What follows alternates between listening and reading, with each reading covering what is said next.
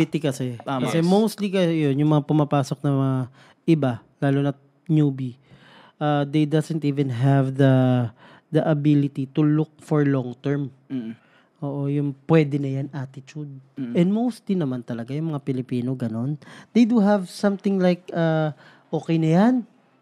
Oo, okay na yan. Hindi naman yan mapapansin masyado eh. But the question is, pagka nag-pile up yan, dun eh.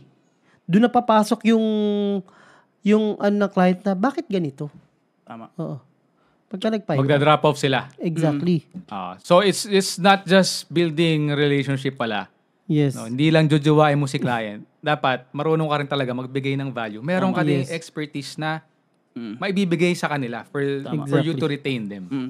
Tsaka gusto ko din to i-bring up yung na to. Na marami kasi mga freelancer ngayon na sabihin natin, may skill ka na. Alam mo na yung paano i-offer yung skill mo. Another thing na aralin nyo siguro is paano kayo mag-negotiate ng proper pricing sa value na ibibigay nyo. Maganda yan. Kasi, Exactly. ito, gusto ko talaga i-bring up to kasi ito kasing nangyayari ngayon eh. Nanonotice ko na marami nang lumalaki na yung freelancing industry ngayon. Tapos yung iba, pumapasok sa freelancing kasi alam nila may pera dito. Nang hindi naman nila alam talaga kung ano yung game na ginagawa dito. Marami. May mga, true story talaga to. May nakasabayan akong mag-apply sa isang client. Tapos yung client kayang magbayad ng $100 sa isang video. Kaso, yung kasabayan ko na nag-apply, in-accept yun ng $50 lang. What? Kasi syempre, $50 lang. Given na, sabihin na lang natin, kung pareho kaming magaling nun, pareho kaming skill lang. Pero $50 yung bayad sa kanya, syempre pipiliin niya yun. So, yun yung reason kung bakit yung ibang client ngayon, kaya naman nila magbayad ng mahal, kaso nga lang dahil sa mga ibang freelancer na tinatanggap yung mababa. Yes. Kaya nagiging mababa na yung value ng mga freelancer ngayon. So, yun yung gusto kong aralin na sana man lang, kumbaga, hindi ito about sa akin na kasi bumababa yung bayad sa amin na actually about to sa inyo kasi yung value na ino-offer nyo worth more than sa binabayad sa inyo. True. So sana ma-appreciate nyo or bigyan nyo naman ng justice yung value na binibigay nyo sa client nyo. Kung kaya importante na kahit papaano matuto kayo mag-negotiate. Kumbaga kung di kayo marunong mag-negotiate, aralin nyo yung negotiation, guys, kasi magagamit nyo yan sobra. So, Totoo. Lagi kong tinuturo yan, bro. Lagi namin tinuturo yan sa mga students. No? Ang freelancing, hindi ka lang skilled. Hindi pwedeng skilled ka lang. Kailangan marunong ka magbenta. Marunong ka mag-client negotiation.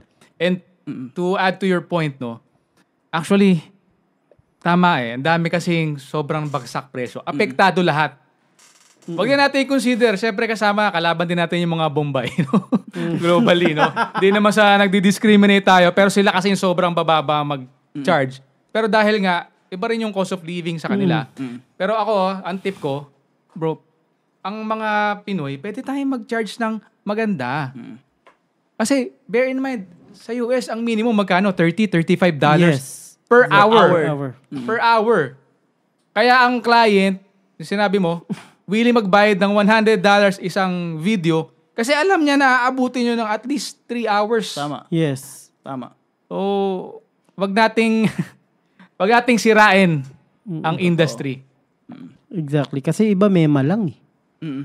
Totoo. Tsaka yung iba kasi nag-venture kasi nakita nila may pera eh. Totoo. At yung iba, I think, hindi kasi marunong ng client negotiation. Totoo. Pwedeng, tama sinabi mo, ang galing nila, pares kayong magaling sa video editing, 10 out of 10, let's say, no? Pero dahil ikaw magaling yung client negotiation mo, siya, mababa, nasa 1 or 2 pa lang, kaya ganun yung ginagawa niya. Yes. Diba? So, tama ka dun. So, unfortunately, Ganun that's the reality. Totoo. Kaya sobrang sobrang dapat maging grateful kayo or ibigyan nyo ng importance yung mga taong nagtuturo sa social media about sa ganun. Yung nagbibigay ng free value regarding sa ganun. Kasi from there matututo kayo eh. Parang yung iba kasi parang parang inaano pa nila. Parang dine-negative pa nila na yung mga ganun. Yung may mga nag-o-offer ng value sa social media. Actually, dapat maging grateful kayo sa ganun. Tsaka lalo kung legit, no? Tsaka aralin nyo, guys. Aralin nyo. Huwag kayong tamarin, aralin yun. Huwag lang kayong mag-focus na kukuha lang yung client tapos offeran nyo, okay na yun. Diba? Yes. Kasi ako nung nag-start ako, nakikita ko yung mga client kaya magbayad ng 100K eh. Ngayon na after a year na medyo nag-focus kami sa client namin tapos ngayon nag-try ako mag-reach out ulit.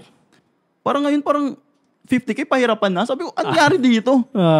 May mga ganun. Marami kasi Kasi may- tumatanggap eh. May nakausap na Na mababa. Kasi totoo yun eh. Watch the full podcast on YouTube.